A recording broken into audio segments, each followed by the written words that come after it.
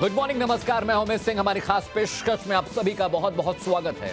आज अगले 1 घंटे लगातार उस मसले पर बातचीत होगी, उस मुद्दे पर फोकस होगा जो हमारे आपके लिए बेहद जरूरी है। दुनिया में कोविड के केस और खास तौर पर ओमाइक्रॉन के केस बहुत तेजी से बढ़ रहे हैं, जिसके बाद मोदी सरकार ने इससे लड़ने की तैयारी कर ली है। दूसरी लहर की तरह कहीं ये तीसरी लहर भारी ना पड़ जाए, इसलिए पीएम मोदी ने देश को नए साल पर बड़ा तोहफा दिया है। प्रधानमंत्री ने कल शाम देश को संबोधित करते हुए 3 बड़े फैसले लिए, जिसमें सबसे बड़ा फैसला 15 से 18 साल के बच्चों को वैक्सीन लगाने का है, जो कि 3 जनवरी से शुरू होगा। इसके अलावा 10 जनवरी से हेल्थ और फ्रंटलाइन वर्कर्स को बूस्टर डोज लगाने का काम भी शुरू होगा। साथ ही 10 जनवरी से डॉक्टर्स की सलाह पर उन बुजुर्गों को बूस्टर डोज लगेगा जिनकी उम्र 60 साल से ज्यादा है। प्रधानमंत्री ने यह भी कहा कि नए साल का स्वागत तो करें, मगर सावधानी से, अफवाहों से दूर रहकर और ओमाइक्रॉन से बचकर।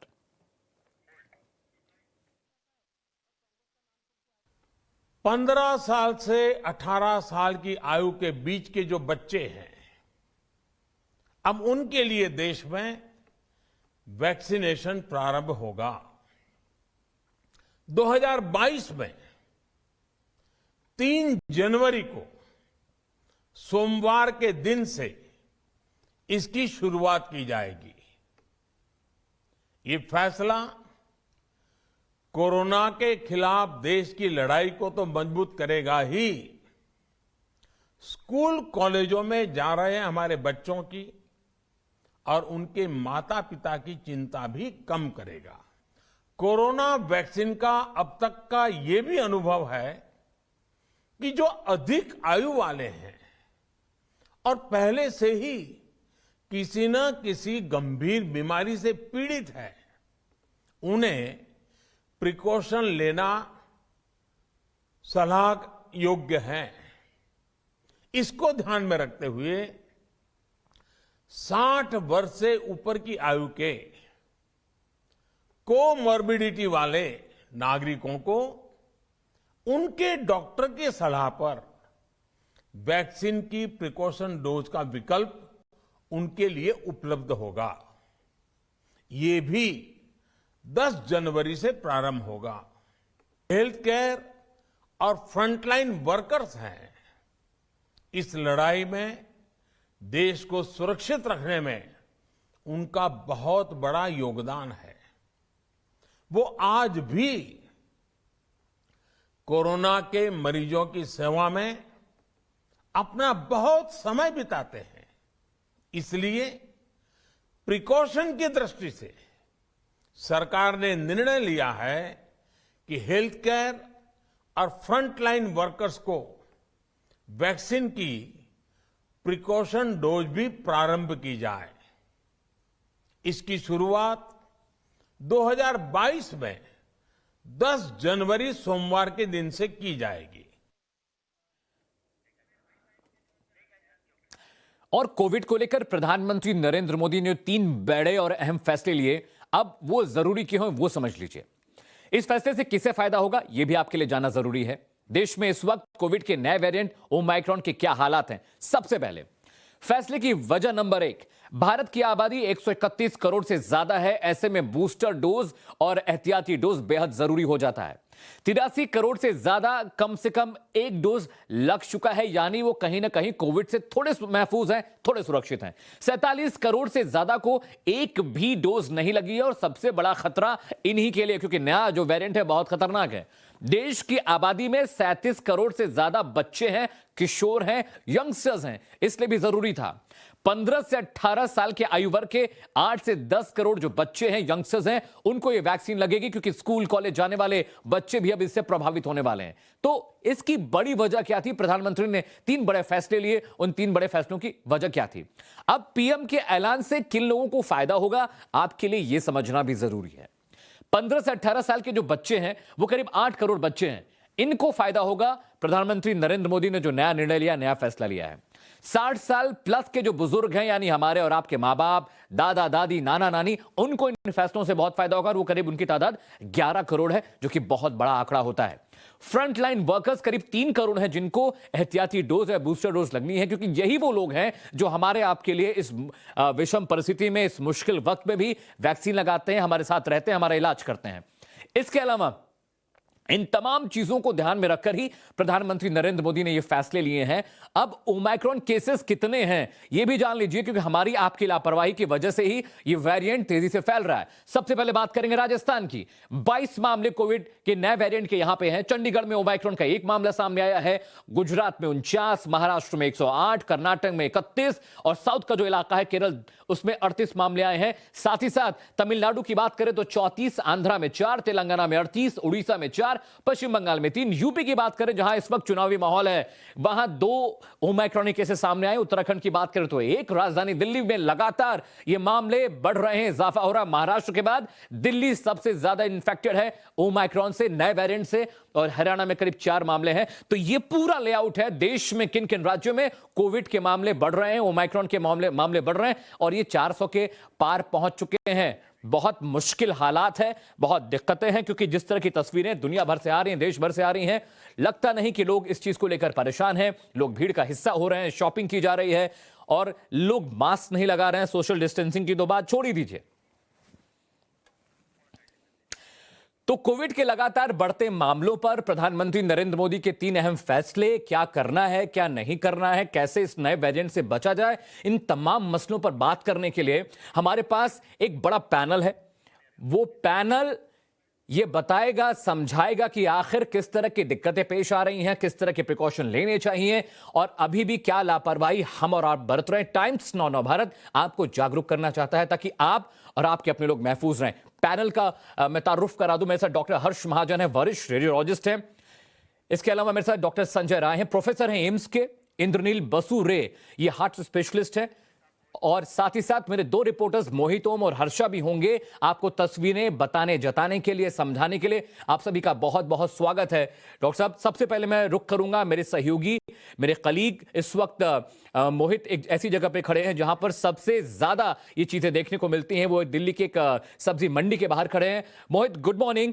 सबसे पहले तो ये बताइए, क्या अभी भी मामले बढ़ते जा रहे हैं, लोग प्रिकॉशन ले रहे हैं? तस्वीरें दिखाइए, किस तरह की स्थिति वहां पर है।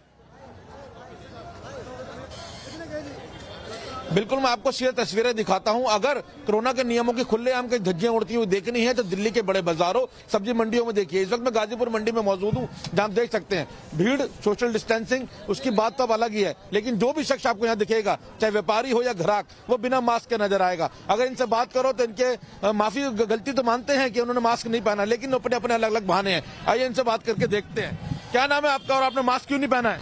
मास्क लगा रहे हैं। मास्क पहना क्यों नहीं आपने? आपको पता लगातार कोरोना के द्वारा मामला। अरे वो चाय पी रहा था ना। तो देखिए, इनका चाय पीने का बहाना है और अभी आपने कैमरा देख के मास्क पहना है। जी हाँ। मास्क क्यों नहीं पहनते आप लोग? अरे मास्क, देखिए, इनके पास बोलने के लिए कुछ नहीं है। तो इस तरीके से तमाम यहाँ लोग आपको मार्केट में नजर आएंगे। यहाँ पे चाहे ग्राहक हो या दुकानदार हो या व्यापारी हो। भैया, मास्क क्यों नहीं पहना आपने? अभी उतारा है, ऊपर मुंह धो के आया इसलिए। मुंह धोया है और उन्होंने अभी मास्क उतारा है और आप देख रहे हैं हंस रहे हैं। क्यों नहीं पहना आपने? व्यवहार जो है हमें तो बताता है कि दिल्ली के लोग कितने लापरवाह हैं और खासकर से वो लोग जो इस वक्त बाजारों में निकल रहे हैं और लगातार जो मामले बढ़ रहे हैं, वो कहीं ना कहीं इसी कारण है कि दिल्ली में लोग पूरी तरीके से लापरवाह हो चुके हैं और इसका नजारा मार्केट, बड़े बाजार दिल्ली में साफ देखने को मिलते हैं। दिखाइएगा, मैं आपके पास लौटूंगा, लेकिन ये तस्वीरें देखकर क्या लगता है? शासन प्रशासन को कोसते हैं हम और आप, लेकिन जो प्रिकॉशन, जो गाइडलाइन हमें दी गई हैं, हम उसको फॉलो नहीं करते। मेरे साथ डॉक्टर्स का एक बड़ा पैनल है जो आपको इस बीमारी की, इसके प्रिकॉशन को लेकर तमाम बारीकियों से वाकिफ कराएगा। मैं सबसे पहले डॉक्टर हर्ष महाजन का रुख करता हूं। डॉक्टर साहब, गुड मॉर्निंग टू यू। तस्वीरें मेरे सहयोगी दिखा रहे थे मोहितोम कि हम शासन को, प्रशासन को कोस रहे हैं, लेकिन प्रधानमंत्री नरेंद्र मोदी ने कल अपील की कि भाई बूस्टर डोज लगेगी, एहतियाती डोज लगेगी, आप सोशल डिस्टेंसिंग को फॉलो कीजिए, प्रिकॉशन लीजिए, लेकिन अभी भी हम और आप उस चीज को समझ नहीं पा रहे हैं। ये बहुत सही बात है कि हम अपना जो दायित्व है वो तो निभा नहीं रहे और चाहते ये हैं कि गवर्नमेंट और जो प्रशासन है वो ही सब कुछ हमारे लिए करे। और जब ये फैलने लगेगा, और आप देख रहे हैं बाहर के मुल्कों में, चाहे वो यूएसए हो, चाहे वो इंग्लैंड हो, ये तेजी से आग की तरह फैला है। यूएसए में आपको बता दूं कि दिसंबर 1 को ओमिक्रॉन के जो केस थे वो सिर्फ 1% थे, 1%। और आज हम देखें तो वो 80% हो गए हैं, 80% ऑफ ऑल न्यू केसेस। इतनी तेजी से वो फैल रहा है जी। और यहाँ अगर हम प्रिकॉशन नहीं लेंगे, एहतियात नहीं बरतेंगे, तो हमारा भी यही हाल होने वाला है। और आपने अभी आंकड़े जो दिखाए कि दिल्ली और मुंबई में ये सबसे अधिक फैल रहा है, वो इसलिए है कि ये बाहर देशों से आ रहा है और यहाँ ही लोग जो बाहर से आते हैं वो मैक्सिमम लैंड करते हैं और इससे फैलता है और फिर पूरे देश भर में फैल जाएगा। बहुत ही कम से कम 4 से 5 गुना ये अधिक फैलता है, कंटेजियस है, अगर कंपेयर करें हम पहले वाले डेल्टा वेरिएंट से, जिसने कहर ढाया दिल्ली और पूरे देश में जी डॉक्टर साहब, अप्रैल में, जून में।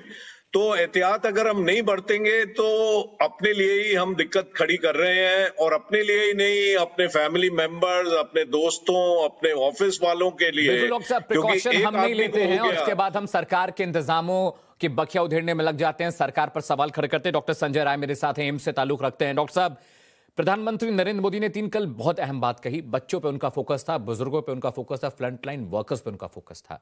तो क्या अब ये सरकार भी समझने लगे कि बूस्टर डोज का वक्त आ गया? लेकिन एक सवाल ये भी था कि एहतियाती डोज उसका नाम दिया, ना कि बूस्टर डोज कहा प्रधानमंत्री ने। जी हाँ, देखिए प्रधानमंत्री जी शुरू से ही प्रोएक्टिव रोल लेते रहे हैं, चाहे वो लॉकडाउन लगाना हो या वैक्सीन को मॉनिटर करना, वैक्सीन इतनी जल्दी जो वैक्सीन आना और भी इंडिजिनस वैक्सीन डेवलप होना, 135 करोड़ से ज्यादा लोगों को लगा देना, मतलब डोजेज इस कंट्री में बांट देना, ये मतलब संभव नहीं था अगर प्रधानमंत्री में हाई लेवल पे इसकी मॉनिटरिंग नहीं होती। लेकिन देखिए ये वायरस अब 2 साल पुराना वायरस हो चुका है। सब कुछ तो नहीं पता है, बट हमें बहुत कुछ पता है इस वायरस के बारे में कि कितना ये इन्फेक्टिविटी है इसकी। अभी ओमिक्रॉन भी आया है तो भी काफी एविडेंस जनरेट हुए हैं, आप लोग हमेशा दिखाते रहते हैं। तो भी वक्त आ गया है कि संभावनाओं की जगह पे साइंस की थोड़ी सी बात करें।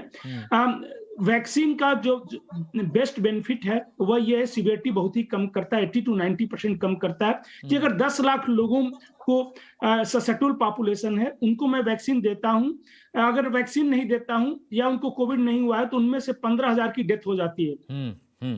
वैक्सीन देके हम 13 से 14,000 लोगों की जान बचा सकते हैं, उसमें से बहुत ही बड़ा बेनिफिट है। वैक्सीन से देखा जाए तो कुछ रेयर इवेंट्स भी होते हैं, बट बहुत ही कम होते हैं, जैसे ब्लड क्लॉटिंग हो जाता है, हार्ट अटैक कुछ लोगों को, या स्ट्रोक होता है, बट वो पर मिलियन मतलब 10 लाख में 10 लोगों को होता है। तो अगर हम 13-14,000 लाइफ बचाते हैं तो ये बहुत ही रिस्क जो है बहुत ही कम है, बेनिफिट वैक्सीन का बहुत ही ज्यादा है। लेकिन बच्चों के केस में वह नहीं है। बच्चों के 18 साल से कम के बच्चों में जो ग्लोबल डेटा है, 2 की डेथ होती है जी। अब 10 लाख में 2 की डेथ होती है, यहाँ पे 15,000 नहीं डेथ हो रही है। तो ये जो है शायद अभी जो है बहुत ही एविडेंस इसका नहीं है हमारे पास कि बच्चों में देखे एडिशनल बेनिफिट होने वाला है, क्योंकि जो वैक्सीन एसोसिएटेड रिस्क है वह हो सकता है उससे ज्यादा कई कंट्री ने देना शुरू कर दिया है। उनके डेटा को हम देख लें, 5 महीने के डेटा उनका क्या कहता है, क्योंकि बच्चों में अगर मॉर्टेलिटी कोविड से नहीं है तो वैक्सीन एसोसिएटेड कहीं जो है एडिशनल रिस्क न क्रिएट कर दे। इसलिए अभी जो है एविडेंस की बात करनी चाहिए हमें। अब काफी कुछ एविडेंस जनरेट हो गए हैं। डॉक्टर संजय, मेरे साथ डॉक्टर इंद्रनील हैं, पब्लिक हेल्थ डोमेन पे इनका फोकस रहता है, पब्लिक हेल्थ डोमेन में के लिए काम करते हैं। डॉक्टर साहब, आपका भी बहुत बहुत स्वागत है। डॉक्टर इंद्रनील, मैं समझना चाहता हूं आपसे कि बूस्टर डोज की बात पीएम ने की, बच्चों के वैक्सीनेशन की बात की, क्या हम थोड़े लेट हैं बाकी मुल्कों के मुकाबले? हम थोड़े लेट हैं? बिल्कुल नहीं। जब ओमिक्रॉन निकला है उसके 5 दिन के अंदर मैंने अपने कॉलम में टाइम्स ऑफ इंडिया में मैंने यही लिखा था कि 3 किस्म के लोगों को एक्स्ट्रा बूस्टर देना चाहिए। एक था जो फ्रंटलाइन हेल्थ वर्कर्स, नंबर 2 जो बुजुर्ग है, और नंबर 3 जिनको कुछ किस्म की डिजीजेस है जैसे डायबिटीज है और इम्यूनो कॉम्प्रोमाइज है। तो गवर्नमेंट ने एग्जैक्टली वो किया। तो this is very very scientific.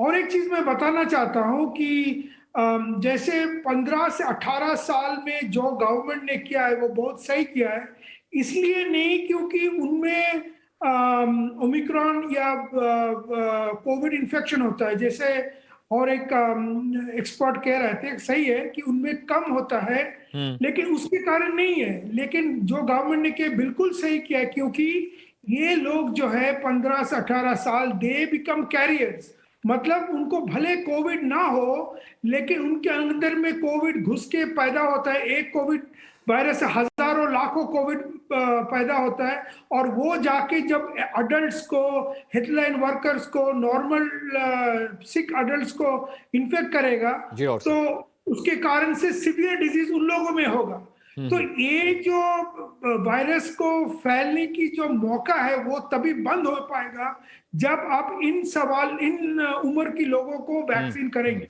इसलिए आप जानते हैं अमेरिका में भी 12 साल के ऊपर वैक्सीन अलाउ कर दिया है, सिर्फ अलाउ नहीं किया है, फोर्स कर रहा है। जी डॉक्टर साहब, तो इसके कारण नहीं, सो गवर्नमेंट का जो पॉलिसी बिल्कुल सही पॉलिसी है, बच्चों को देना चाहिए, क्योंकि वो लोग एक टैंक बनता है, जिस टैंक में हजारों करोड़ों वायरस बनता है, और उसको हटाना चाहिए। उसको हटाने के लिए वैक्सीन जरूरी है, और जो एग्रेसिव पोस्चर जिनमें लेना चाहिए था, जैसा बुजुर्ग में, हेल्थ केयर वर्कर में, जो पूरी साइंटिफिकली प्रूव्ड है, तो गवर्नमेंट ने जो स्टेप लिया मेरे ख्याल से बिल्कुल सही स्टेप लिया। हम लोग ने भी यही एडवाइस किया था थ्रू टाइम्स ऑफ इंडिया, मेरा कॉलम से, इन द फर्स्ट 5 days जब ओमिक्रॉन ने हम लोग को, जब ओमिक्रॉन के बारे में सबसे पहले पता। डॉक्टर साहब, मैं आपके पास लौटूंगा। मेरे सहयोगी, मेरे कलीग वरुण भसीन मेरे साथ जुड़ रहे हैं और बहुत वक्त से कोविड को ट्रैक कर रहे हैं। तमाम रिपोर्ट्स इन्होंने फाइल की, तमाम बहुत सारे इंटरव्यूज वरुण भसीन ने किए हैं।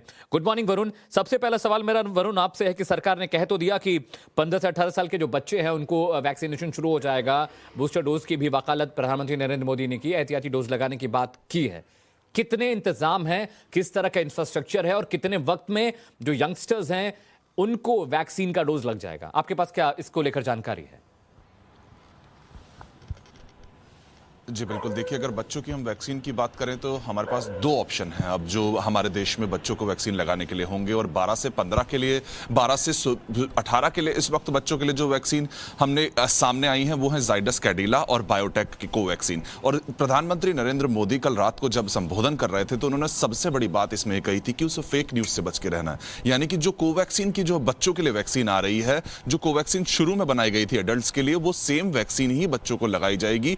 ऐसा इस वक्त डॉक्टर सुचेतेला यानी कि जो बायोटेक की कोवैक्सीन की है उनका कहना है कि हमने जिस तरह जब वैक्सीन को तैयार किया था उस समय उसी साइंटिफिक तरीके से ही तैयार किया गया था, वो वही डोज होगी, कोई भी ऐसा कुछ बदलाव नहीं होगा कि बच्चों के लिए अलग वैक्सीन आएगी। और हमारे देश में अगर मैं आंकड़ा बताऊं तो 15 करोड़ ये वैक्सीन लग चुकी हैं। तो जो माता पिता इस वक्त डर रहे हैं कि हम बच्चों को वैक्सीन लगवाएंगे और हमें साइड इफेक्ट्स हो सकते हैं, तो उनको ये समझना होगा कि हमारे देश में ऑलरेडी वही वैक्सीन 15 करोड़ से ज्यादा लोगों को लग चुकी है, और जो केसेस हैं यानी कि कुछ सिम्टम्स या किसी तरह की कोई समस्या किसी को भी 1% से भी ज्यादा लोगों को भी नहीं आई है, तो वहां पर वो शक इस वक्त खत्म हो जाएगा। मैं आपके पास लौटूंगा। मेरे साथ डॉक्टर्स का एक बड़ा पैनल है जो इस बीमारी की बारीकियां और प्रिकॉशंस के बारे में बात कर रहे हैं।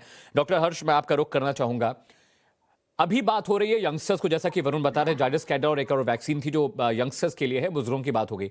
लेकिन बहुत बड़ी आबादी है जिसको 2 वैक्सीन लग चुकी हैं, 2 डोज लग चुके हैं, और अभी जो WHO की गाइडलाइंस हैं और जो रिसर्च आ रही है कि जो ओमाइक्रॉन नया वेरिएंट है डॉक्टर साहब, वो ज्यादा कारगर, उसके लिए उसके सामने ज्यादा कारगर ये वैक्सीन नहीं है जो 2 डोज लग चुकी हैं। तो क्या इनको भी एक साथ वैक्सीनेशन नहीं कराना चाहिए? इनको रोक रहे हैं क्योंकि ये भी तो करियर हो सकते हैं, उसको आगे ले जा सकते हैं, स्प्रेड कर सकते हैं।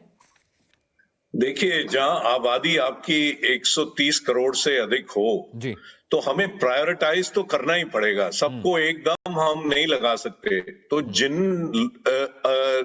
वर्ग में आपका रिस्क अधिक है उनको हमें पहले बूस्टर या प्रिकॉशनरी डोज, जो भी नाम हम उसको दें, उनको पहले लगना चाहिए और पूरी आबादी को बाद में।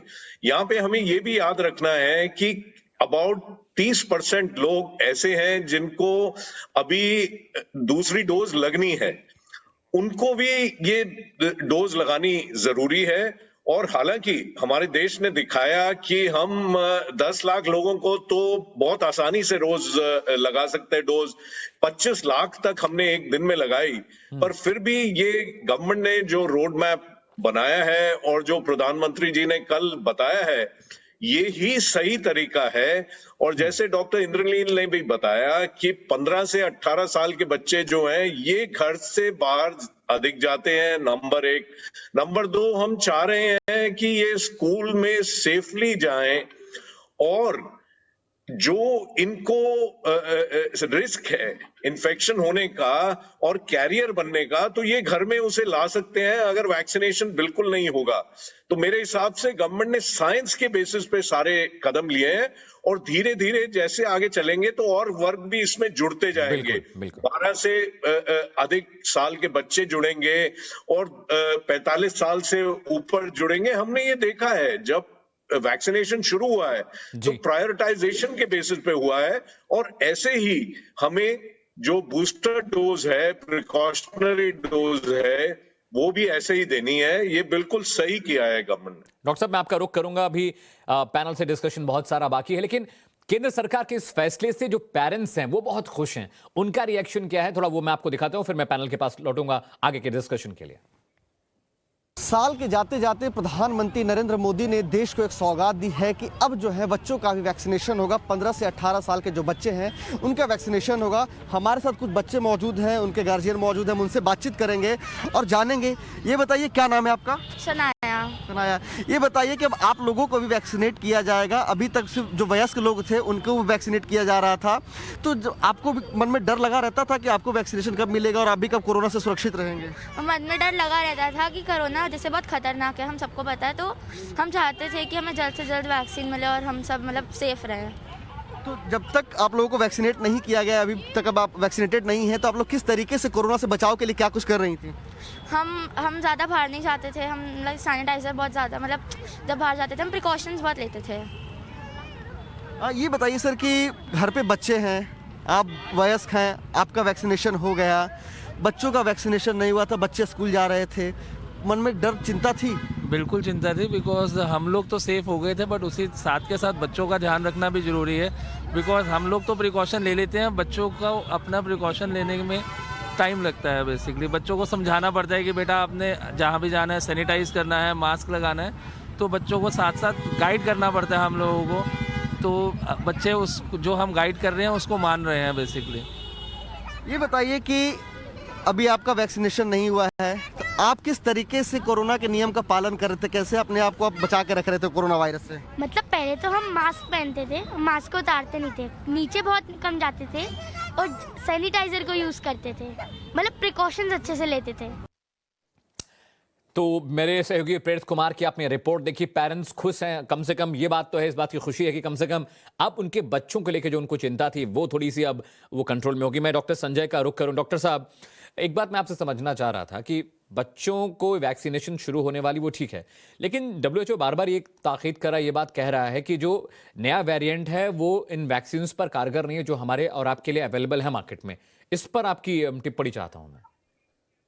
जी हाँ, देखिए, जैसा अब दोनों ही पे ही मैं टिप्पणी कर देता हूँ। पहले तो हमारे पैनलिस्ट ने कहा कि बच्चे इन्फेक्शन कैरी कर सकते हैं, ये बहुत बड़ा इशू है। हमारे भी बच्चे हैं, स्कूल जाते हैं और ये कर सकते हैं बिल्कुल, लेकिन क्या वैक्सीन इन्फेक्शन रोकता है? वैक्सीन का जो है मेन है सिवियरिटी और डेथ रोकता है। आप देख लीजिए 45% से ज्यादा यूके में डोजेज लग चुके हैं बूस्टर के, और इन्फेक्शन उसी तरीके से हो रहा है। 1 लाख से ऊपर केसेज हो रहे हैं। तो सिंगापुर का भी हाल देख लिया था, अब नीचे आ गया है। साउथ अफ्रीका और साउथ कोरिया पिछले 2 महीने से क्या उसकी स्थिति है। तो इन्फेक्शन नहीं रोकता, ये क्लियर है। तो बच्चों को वैक्सीन लेने के बाद भी वो इन्फेक्शन होगा और घर आएंगे। हाई इम्पैक्ट जर्नल में पब्लिश्ड है लिटरेचर कि वायरल लोड भी ऑलमोस्ट दोनों में बराबर है। और देखिए, हम लोग पब्लिक हेल्थ के जब हैं, क्योंकि संक्रामक रोग भी देखते हैं। मैं वैक्सीन ट्रायल में रहा हूं, मैं रोज ही आके कहता था वैक्सीन एडल्ट को लगाने के लिए कि नहीं लगा रहे हैं लोग, क्यों नहीं लगा रहे हैं, वैक्सीन रेजिस्टेंसी पे इतना डिस्कस कर दिया। लेकिन हमारा काम है, ये हमारी मॉरल रिस्पॉन्सिबिलिटी है कि सच बताना।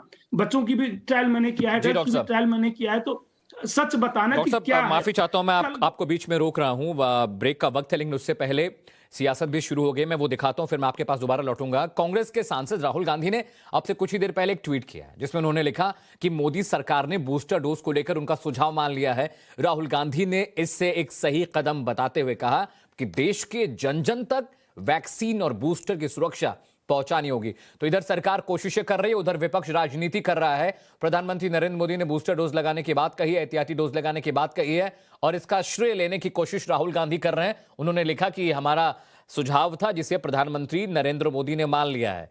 वक्त ब्रेक का है, लेकिन एक डॉक्टर्स का बड़ा पैनल हमारे साथ मौजूद है, जो हर बारीकी आपको समझा रहा है, बता रहा है। और इस डिस्कशन के दौरान हम अपने सहयोगी रिपोर्टर्स का भी रुख करेंगे, जो आपको ग्राउंड की तस्वीरें दिखाएंगे कि आखिर कोविड को लेकर हम और आप कितने सजग हैं। एक बड़ा पैनल हमारे साथ है, बड़ा डिस्कशन हम कर रहे हैं आपकी जागरूकता के लिए, क्योंकि हमें आपकी फिक्र है। एक छोटा सा ब्रेक ले रहे हैं, कहीं जाइएगा नहीं, क्योंकि अगले आधे घंटे हम ये बात करने वाले हैं कि किस एज ग्रुप के लोग और किस बीमारी से पीड़ित लोग सबसे ज्यादा ओमाइक्रॉन से प्रभावित होंगे। एक छोटा सा ब्रेक ले रहे हैं, जल्द लौटते हैं, साथ रहिएगा। आपका स्वागत है, आप देखें टाइम्स नाउ नव भारत। हमारी इस खास पेशकश में हम बात कर रहे हैं कोविड की, उसके नए वेरिएंट ओमाइक्रॉन की, साथ ही क्या प्रिकॉशन लेने चाहिए। प्रधानमंत्री नरेंद्र मोदी ने कल 3 अहम बातें बोली।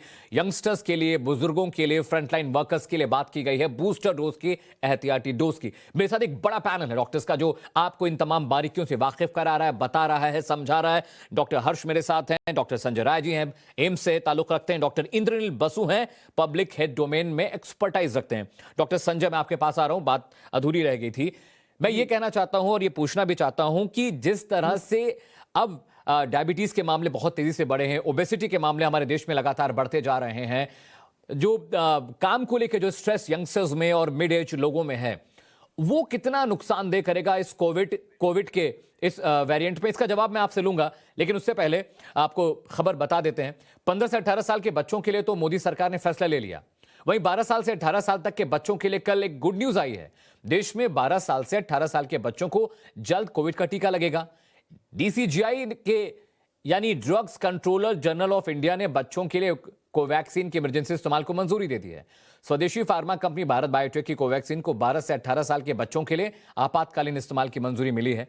तो ये खबर बच्चों के लिए गुड न्यूज है। पीएम मोदी ने नए साल पे बच्चों को एक तोहफा समझिए दिया है। डॉक्टर संजय राय से मैं बात कर रहा था। डॉक्टर साहब, जैसे ओबेसिटी की बीमारी से लोग पीड़ित हैं, डायबिटीज से पीड़ित हैं, बहुत सारे लोग हार्ट इन्फेक्शन से पीड़ित हैं, हार्ट के बहुत सारे मरीज हैं, कुछ लोग लिवर की बीमारी से पीड़ित हैं, तो उनके लिए ओमाइक्रॉन कितना खतरनाक है?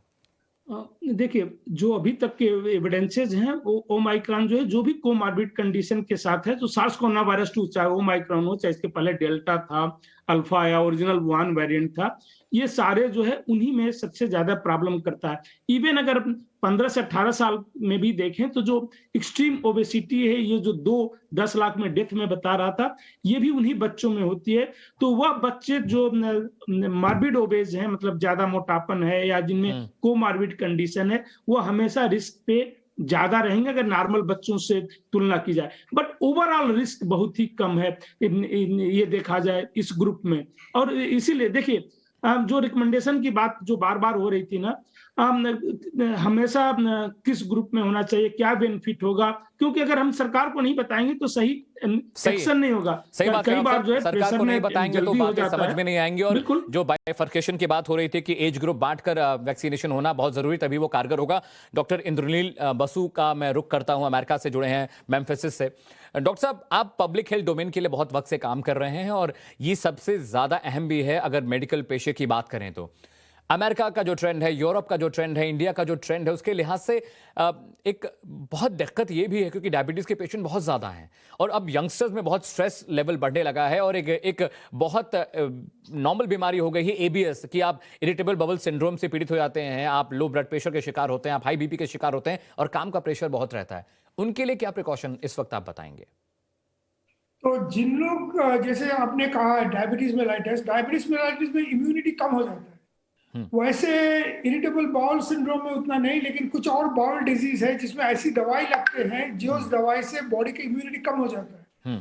उन सारे में ऐसा बूस्टर डोज लगना चाहिए क्योंकि उनकी चांस ऑफ इन्फेक्शन बहुत ज्यादा बढ़ जाती है। जैसा आपने सुना है कि पिछले 2 हफ्ते बाद पहले अमेरिका में सिर्फ 1% केस ओमाइक्रॉन है अभी ओवर 80% केस है, किसी किसी स्टेट जैसा फ्लोरिडा वगैरह में 90% से ज्यादा ओमाइक्रॉन है। तो ओमाइक्रॉन 3 से 5 गुना ज्यादा इफेक्टिव है इन्फेक्शन करवाने के लिए, और उसका जो डबलिंग टाइम है वो सिर्फ 3 दिन है। डॉक्टर से सवाल ले लिया जब इंट्रोड्यूस कर पढ़ना। हेलो, आपको सुनाई दे रहा है? तो उनका जो डबलिंग टाइम है वो 3 दिन का है, जबकि डेल्टा वेरिएंट जिसका डबलिंग टाइम था 3 हफ्ते। सो जो वायरस 3 दिन में डबल हो सकता है, आप समझ सकते हैं कि कितना डेंजरस होगा। तो सिर्फ बुजुर्ग नहीं, जिसका भी सीवियर डायबिटीज मेलाइटस हो, जिसकी भी कैंसर हो, जिसकी भी इरिटेबल बाउल सिंड्रोम या और सारे डिजीज हो जिसमें इम्यूनो कॉम्प्रोमाइज करने वाला दवाई का इस्तेमाल होता है, उन सारे को ऐसा बूस्टर तुरंत लगना चाहिए। डॉक्टर संजय, डॉक्टर संजय से मेरी बात हो चुकी, डॉक्टर हर्ष का मैं रुख करूंगा। डॉक्टर हर्ष, मुझे एक बात समझाइए, बच्चे सबसे बड़े स्प्रेडर हैं क्योंकि वो खेलने जाते हैं पार्क्स में, स्कूल में बहुत सारा कांटेक्ट उनका होता है, उसके बाद वो घर आते हैं, तो वो बहुत बड़े करियर हैं इस चीज़ को लेने के, वो कैरी कर सकते हैं वायरस। ये एक बड़ी मुश्किल की बात यह है कि बच्चों की इम्यूनिटी भी बहुत स्ट्रांग नहीं होती है। पेरेंट्स इस बात से परेशान होते हैं क्योंकि बच्चे जो होते हैं वो ठीक से खाते पीते नहीं, फ्रूट्स खाने में उनको मज़ा नहीं आता, वो जूसेस नहीं पीते हैं, सप्लीमेंट्स वो खाना नहीं चाहते हैं, दूध से तो नफरत है आजकल के यंगस्टर्स को। तो ऐसी स्थिति में जो बच्चे छोटे हैं उनके लिए बड़ी प्रॉब्लम है। पेरेंट्स परेशान रहते हैं कि भाई उनकी इम्यूनिटी तो पहले ही वीक है और अब ये नया जो वेरिएंट है वो ज़्यादा परेशान करेगा। देखिए, ये जैसे डॉक्टर संजय ने भी बताया, बच्चों में जो बीमारी होती है वो सीरियस नहीं होती है, और बीमारी हो तो हॉस्पिटलाइजेशन या डेथ का जो चांस है वो बहुत कम रहता है। बच्चों को जब वैक्सीन भी दिया जाए या उनको अगर इन्फेक्शन हो तो उनका इम्यून रिस्पॉन्स काफी स्ट्रांग होता है। सो पेरेंट्स जो डर रहे हैं कि बच्चों को स्कूल भेजें, उन्हें बीमारी लग सकती है, ये कुछ डर जरूरत से ज्यादा है। अगर प्रिकॉशन ली जाए, और यहां मैं कहूंगा कि 2 साल हो गए बिगिनिंग से हम कह रहे हैं कि कोविड अप्रोप्रिएट बिहेवियर, मास्क लगाना, सोशल डिस्टेंसिंग रखना और अपने हाथों को सैनिटाइज करना, ये बहुत जरूरी है। और मास्क जो है, और स्पेशली हमारे देश में अब ये विकसित होता है, यही बनता है, हम एक्सपोर्ट भी करते हैं, और N95 मास्क बेस्ट है और बहुत सस्ता मिलता है हमारे देश में। इसका इस्तेमाल करना, ये नहीं करें तो सर्जिकल मास्क का इस्तेमाल करना जो चंद रुपए, 2-4 रुपए में अब मिलता है। ये हमें कोविड अप्रोप्रिएट बिहेवियर फॉलो करना ही करना है, चाहे हम वैक्सीनेट हैं या नहीं है, क्योंकि वैक्सीनेशन का मेन मकसद ये है कि आपको डिजीज की जो सिवियरिटी है, जो गंभीर रूप की डिजीज है, वो ना हो, आपको हॉस्पिटल एडमिट ना होना पड़े, आपको आपकी मृत्यु ना हो, ये वैक्सीन का मेन मकसद है। दूसरा मकसद ये भी है कि कुछ हद तक ये इन्फेक्शन से भी बचाता है, पर इतना नहीं बचाता। वैक्सीनेटेड आदमी भी अगर बिना मास्क के जाएगा एक इन्फेक्टेड एनवायरनमेंट में, तो उसको बीमारी हो सकती है और वो बीमारी आगे फैला सकता है दूसरों को। खुद तो बच गया, पर अगर कोई अनवैक्सीनेटेड है तो उसमें फैला दिया। और अगर कोई कोमॉर्बिड कंडीशन वाले हैं, स्पेशली जो 60 साल से अधिक उम्र वाले हैं, जिनको डायबिटीज है, हार्ट डिजीज है, कैंसर की दवाई चल रही है, इम्यूनो कॉम्प्रोमाइज्ड है, उनमें अगर ये बीमारी आती है तो फिर बहुत गंभीर बीमारी होने का, हॉस्पिटल में भर्ती होने का और डेथ होने का चांस बहुत अधिक हो जाता है। डॉक्टर हर्ष, मैं समझ गया जो आप बताना समझाना चाह रहे हैं। डॉक्टर संजय, मैं आपसे एक बात समझना चाह रहा था कि तमाम रिसर्च आ रही हैं, WHO भी कह रहा है, IIT कानपुर की एक रिसर्च आई, वो कहते हैं कि तीसरी जो लहर है बहुत ज़्यादा सीवियर होगी, बहुत नुकसान पहुंचाएगी और जनवरी एंड होते होते जो तीसरी लहर है वो देश भर में होगी। क्या ऐसी संभावना as a expert, as a doctor, आपको भी लगती है कि जो तीसरी लहर आएगी वो बहुत नुकसान पहुंचाने वाली है? देखिए, जिस तरीके से ओमिक्रॉन जो है हाईली इन्फेक्शियस से डेल्टा से भी ज्यादा है, तो इन्फेक्शन हो सकते हैं। उसका इम्पैक्ट 2 चीज है। हमारे यहाँ जो इम्यूनिटी है वह जो है हाइब्रिड इम्यूनिटी है, नेचुरल इन्फेक्शन और उसके बाद वैक्सीनेशन भी अच्छा खासा हमने वैक्सीन दिया हुआ है। हाइब्रिड इम्यूनिटी जो भी अभी तक ग्लोबल एविडेंसेस है वह ये बताती है कि नेचुरल इम्यूनिटी जिसको है वो बेस्ट प्रोटेक्टेड पर्सन है। सेकेंड वेव में बहुत से लोगों की डेथ हुई, जो अनफॉर्चुनेट थे, डेथ हुई, लेकिन उस समय वो हमारे लिए एक बहुत ही बड़ी विपदा थी। आज मेरे लिए वो सबसे बड़ी स्ट्रेंथ है। आपको याद होगा, आपके चैनल पे ही मैंने कहा था कि अक्टूबर में जब लोगों ने कहा था 4 लाख केसेज आएंगे, मैंने कहा था 40,000 ढूंढने मुश्किल हो जाएंगे। वो इसीलिए कि हम उसकी स्ट्रेंथ को नहीं समझ पाते हैं कि नेचुरल इन्फेक्शन जो है कितना बड़ा स्ट्रेंथ देता है। बेस्ट प्रोटेक्टेड पर्सन धरती पे अगर कोई है तो जो रिकवर्ड हो गया है वह है, उसके बाद वैक्सीनेटेड ग्रुप है, जो डेटा बताता है। बोलने के लिए हम कुछ भी कहते हैं। इसीलिए जो है आप देखिए, जो भी संक्रामक डिजीज के लोग हैं, उन्होंने कभी भी बच्चों को नहीं कहा। ज्यादातर लोगों को या तो पता नहीं है या कुछ जो है कमर्शियल इंटरेस्ट, वेस्टेड इंटरेस्ट है। जब हम साइंस को इग्नोर करके बातें करते हैं तो वेस्टेड इंटरेस्ट वहां पे आता है और यहाँ कमर्शियल इंटरेस्ट आ जाता है। एक ही झूठ को अगर 100 बार बोले तो सच लगने लगता है, और यही हो रहा है बच्चों के केस में। सिर्फ यही हो रहा है कि इस झूठ को इतनी बार हमने कहा है, वो घर पे इन्फेक्शन लाएंगे, जब वैक्सीन इन्फेक्शन नहीं रोकता तो उसको कैसे रोक लेगा। ठीक है, कोविड से डेथ नहीं होती है, MIS-C हो जाएगा, multi system inflammatory. Doctor Sanjay, मेरे सहयोगी मोहित ओम ने एक रिपोर्ट भेजी है, दिल्ली सब्जी मंडी में थे वो, गाजीपुर में। उन्होंने एक रिपोर्ट भेजी है, वो मैं चाहता हूं कि मैं अपने दर्शकों को दिखाऊं और समझूं और समझाऊं भी कि देखिए किस तरह ओमिक्रॉन के बढ़ते खतरे के बीच भी लोग लापरवाह हैं। मैं फटाफट आपके पास आता हूं, एक रिपोर्ट दिखा देता हूं दर्शकों को।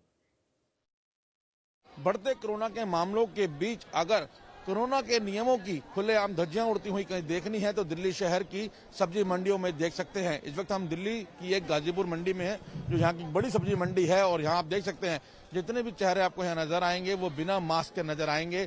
सोशल डिस्टेंसिंग के यहाँ पर कोई परवाह नहीं कर रहा है, लेकिन जो मास्क है वो भी यहाँ किसी ने नहीं पहना हुआ है। और आप देख सकते हैं चाहे ग्राहक हो या दुकानदार, सभी यहाँ पर बिना मास्क के आपको नजर आएंगे। आइए कुछ लोगों से जानते हैं कि आखिरकार इन्होंने मास्क क्यों नहीं पहन रखा और ये मंडी में घूम रहे हैं। भाई साहब दुकानदार है, मास्क क्यों नहीं पहन रखा आपने? हाँ जी, कोरोना बढ़ रहा है दोबारा से, क्यों मास्क नहीं पहन रहे आपने? आपने भी हमें देख के मास्क पहन रहे, अच्छे से नहीं पहना मास्क आपने।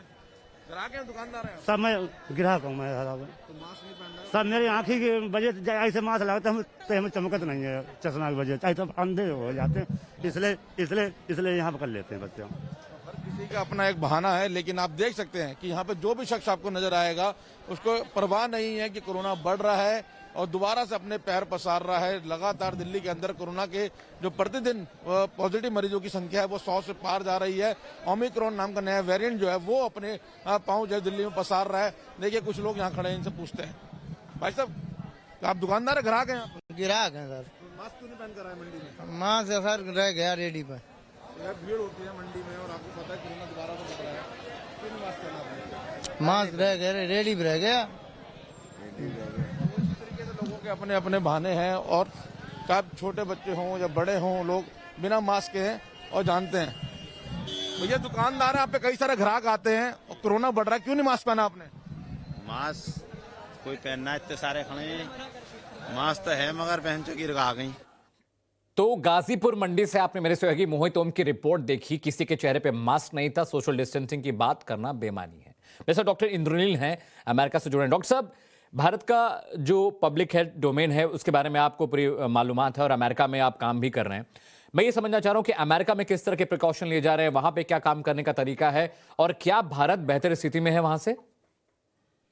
जैसे और डॉक्टर्स ने बताया, ओमाइक्रॉन एक डिजीज है जिसमें सिर्फ वैक्सीन और बूस्टर से रोक नहीं पाएंगे, उसके अलावा आपको सोशल डिस्टेंसिंग मानना ही पड़ेगा, मास्किंग मानना ही पड़ेगा, हैंड वॉशिंग मानना ही पड़ेगा। क्योंकि एक चीज जानना बहुत जरूरी है, वैक्सीन क्या करता है। वैक्सीन हॉस्पिटलाइजेशन प्रिवेंट करेगा, डेथ प्रिवेंट करेगा, लेकिन इन्फेक्शन नहीं प्रिवेंट करेगा शायद। भले मोस्ट ऑफ द वैक्सीन और मोस्ट ऑफ द बूस्टर दिखाया है कि ओमिक्रॉन की सीरियसनेस कम कर देता है, लेकिन एकदम जीरो नहीं करता इन्फेक्शन को।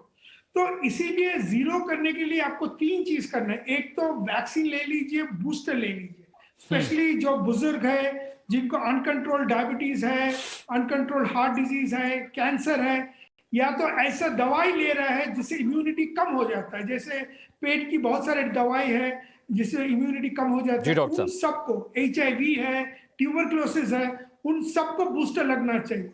और 30 हर हेल्थ वर्कर को बूस्टर लगना चाहिए। लेकिन आम आदमी जो है ये भूलना नहीं चाहिए basic protection against the virus. बिल्कुल डॉक्टर साहब, यही बात हम भी अपील कर रहे हैं अपने दर्शकों से और देश भर से कि जो बेसिक प्रिकॉशंस हैं, मास्क लगाइए, सैनिटाइजर का इस्तेमाल करिए, सोशल डिस्टेंसिंग का ख्याल रखिए। बहुत बहुत शुक्रिया आप सभी का, हमारे पैनल का बहुत बहुत शुक्रिया। डॉक्टर हर्ष, आपका बहुत बहुत शुक्रिया वक्त देने के लिए। डॉक्टर संजय जी, आपका भी बहुत बहुत शुक्रिया हमारे साथ जुड़ने के लिए। और डॉक्टर इंद्रनील का भी बहुत बहुत शुक्रिया जो अमेरिका के मेम्फिस से हमारे साथ जुड़े थे और हमें इस बारे में जानकारी दे रहे थे। तो इस 1 घंटे के कार्यक्रम में जिस्ट यही निकल कर आया है कि आपको हमें खुद ख्याल रखना है। वैक्सीन आपको मौत से बचा सकती है, हॉस्पिटलाइजेशन से बचा सकती है, इन्फेक्शन से नहीं। तो मास्क पहनिए, सैनिटाइजर यूज करिए और सोशल डिस्टेंसिंग का ख्याल रखिए। एक छोटा सा ब्रेक ले रहे हैं हमारी खास पेशकश में, जल्द लौटते हैं।